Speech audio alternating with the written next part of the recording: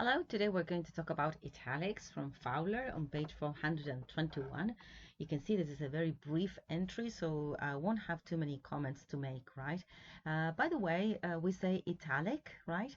And here the American pronunciation is said to be italic, but I've heard many Americans say italics. Remember, I keep saying that Americans tend to use a diphthong in unstressed short e's, right? Well, and of course, we usually use the plural because we refer to all the letters being in italic, right? In italics. But you can speak of italic type or italic font. So usually it is type what you're talking about, right? Now, what are italics or italics?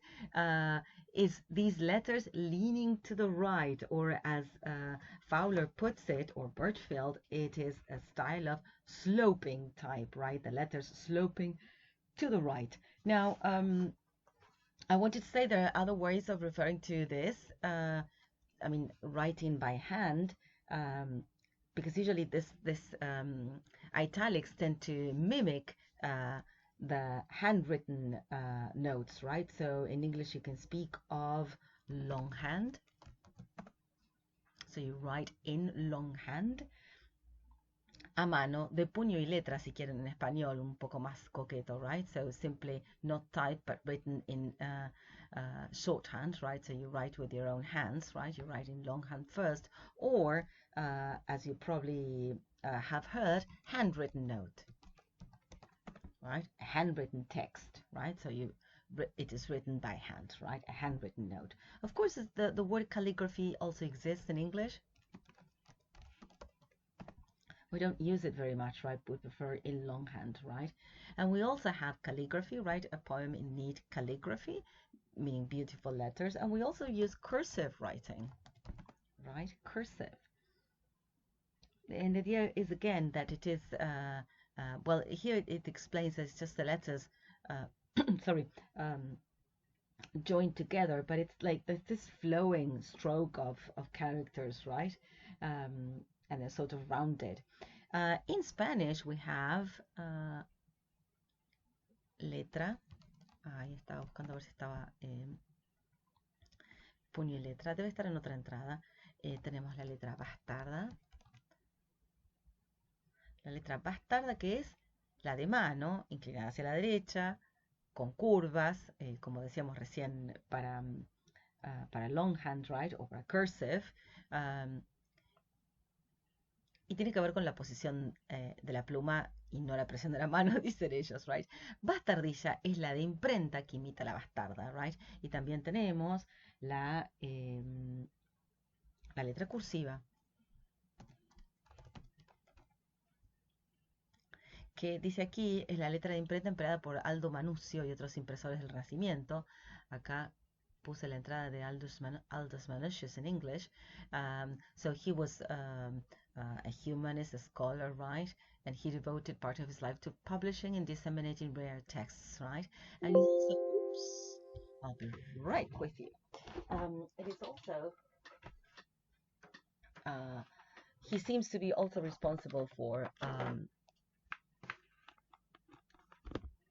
punctuation marks.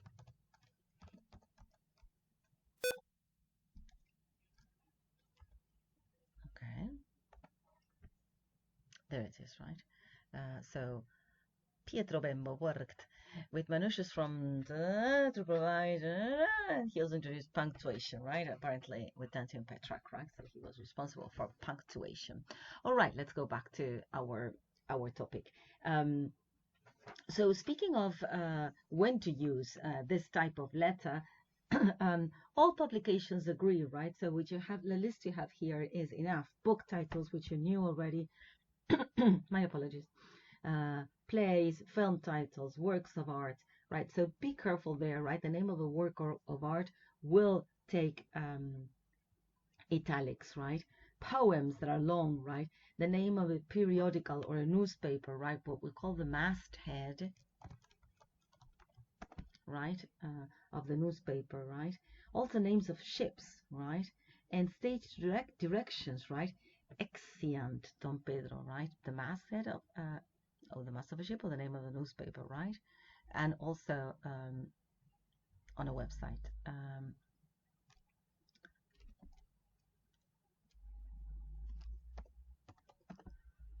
So when you get these stage directions, right, exeunt, right, they will appear in italics. And of course, in dictionaries, sample sentences appear in italics, right?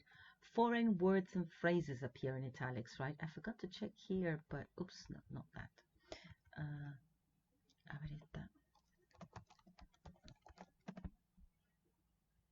Yeah, you see, it appears in italics, right? En los últimos instantes de la existencia, but in English, this, which is the same, right, has the same meaning. This is in Roman characters, right? In extremis, right? Also, French words like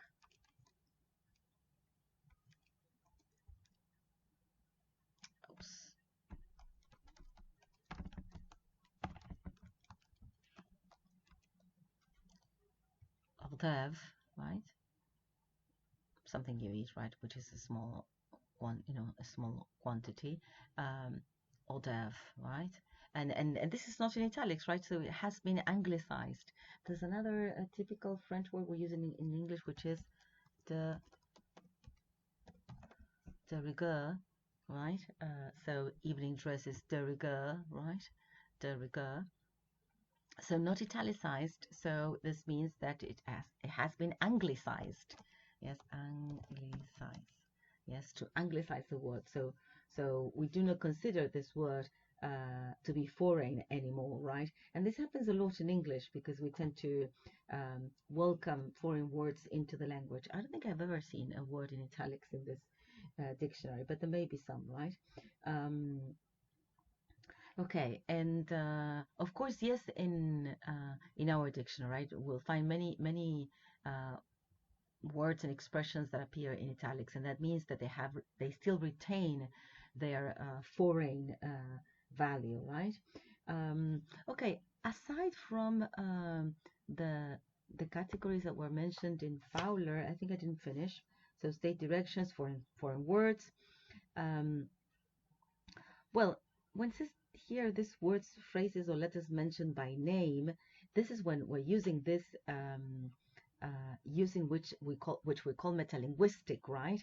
So the word loyally has 3 L's, right? So this is metalinguistic use. Sometimes we can also use inverted commas, right? But we prefer inverted commas for the meaning of a word rather. And we also use italics for emphasis, right? As in that bad as it is here. And well, the next one for distinguishing is actually the same, right? I wanted to mention that apart from the publications listed here, there are other publications that take capitals, like TV programs or radio programs, also films, computer games, musical works. Well, paintings, we have mentioned them. Sculptures, the title of an exhibition, right? Those would be in italics. And remember, the opposite is Roman, right? Roman type.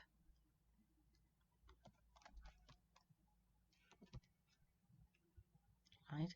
Roman type is used to describe a type of print, which is the opposite of italics, right? Or italics, sorry. And there's finally 2 papers that are typically in British English culture. A green paper, the name of a green paper, which is a sort of official report, is a proposal, right? It's a document that contains a proposal on a particular subject. And the name of the green paper will be italicized, and the same goes for a white paper, right? Which is actually the report on that proposal, right? When something is maybe a more advanced version of a green paper, right? Okay, and I think that's about it, right? As you can see, there isn't a lot to be said about italics, right? So thank you very much, and I'll see you next time. Bye.